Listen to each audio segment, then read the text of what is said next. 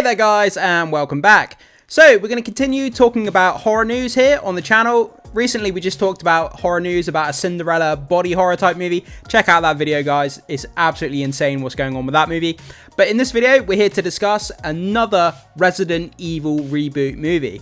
So this is kind of, I never know how to feel about this because with Resident Evil it feels like we've never really got a truly great Resident Evil movie. I mean, those, the Mila Jovovich kind of series of movies that we had, don't get me wrong, they're not the best movies in the world, they're not the worst movies in the world, there's some great action scenes to be had in there, she's a great action star herself, and there's some fun to be had with those movies. But also, we just recently had another kind of standalone Resident Evil movie, I believe it came out in 2021, that movie was supposed to take it back to its gaming roots, but that movie came out and failed. Also, we had the Netflix series, which was just awful by every kind of metric imaginable. They axed it after the first season because nobody was watching it. So, we're really struggling for a great kind of standalone Resident Evil project. And let's hope that this one will actually be the one that does it.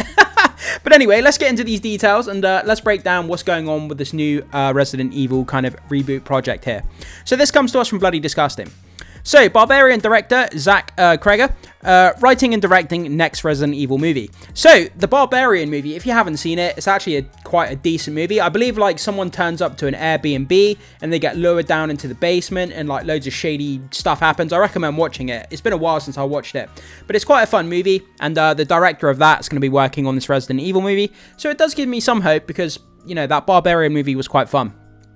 So, after 7 live action movies and a short-lived Netflix television series, The Hollywood Reporter informs us tonight that the Constantine film and PlayStation Productions are bringing the Resident Evil video game saga back to the big screen.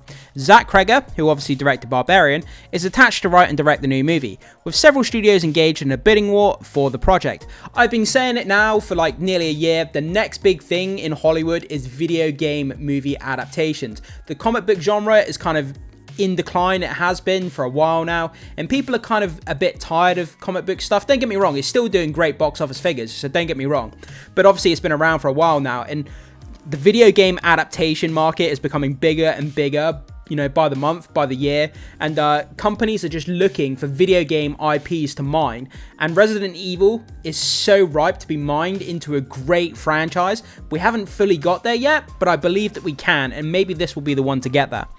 So, The Hollywood Reporter's Bori Kitts notes that in tonight's exclusive report, 4 studios are elbowing for the win. So, there's a bidding war for this movie amongst 4 different studios. Among them is Warner Brothers and Netflix, according to the sources. I really hope it doesn't go to Netflix. They've already had their chance to do the series. They didn't do it very well. So, having them come in and do the movie, it doesn't give me much faith. I'd rather have Warner Brothers or Paramount or something like that. I'd rather have another studio have a crack at it rather than it go to Netflix again. Zach Cregger's Resident Evil is said to take the title back to its horror roots and be more faithful to the initial games. That was what the 2021 release of Resident Evil was supposed to be, that as well. So, which is something we have certainly heard before. Yeah, like I was just saying, they were saying that about the last movie, and it did, it did do that to a point. So don't get me wrong, I'm not saying it didn't, but still, that movie was ultimately lackluster, and it just didn't land the way that they wanted it to. So, the most recent installment in the film franchise, director Joanne Roberts, Resident Evil Welcome to Raccoon City, took a similar approach back in 2021, but ultimately failed to resonate with fans. It came in the wake of 6 movies starring Mila Jovovich, which collectively surpassed $1 billion at the box office by embracing an action-heavy approach to the material. Yeah, I mean, Mila Jovovich, those movies, like I said, she's an action star through and through, and I think she's a fantastic actress.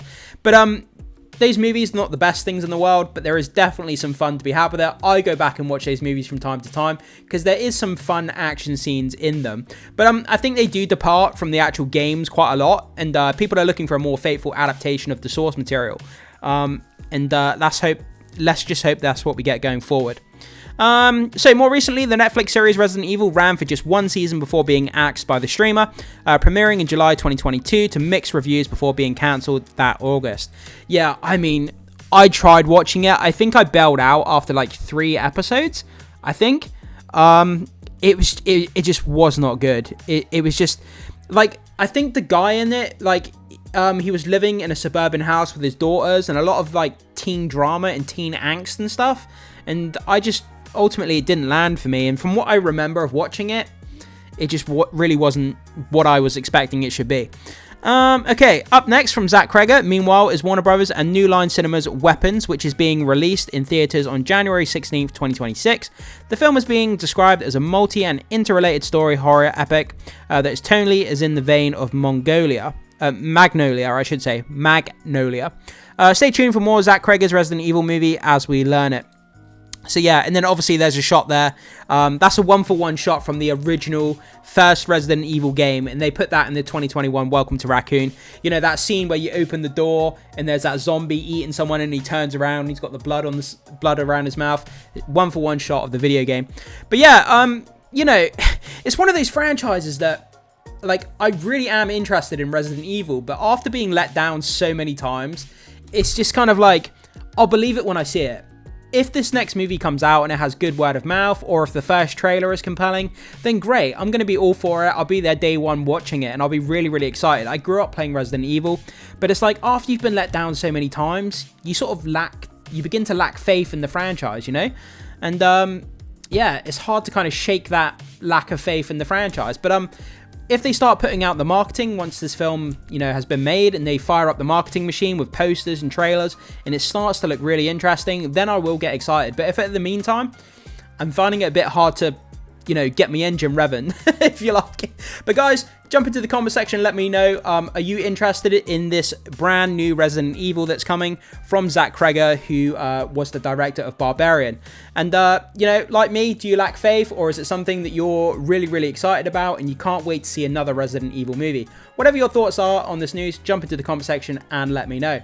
As always, make sure you hit that like before you leave, guys, and consider becoming a subscriber. It goes a long way to supporting the content, so I always appreciate that. And as always, I will see you in the next video.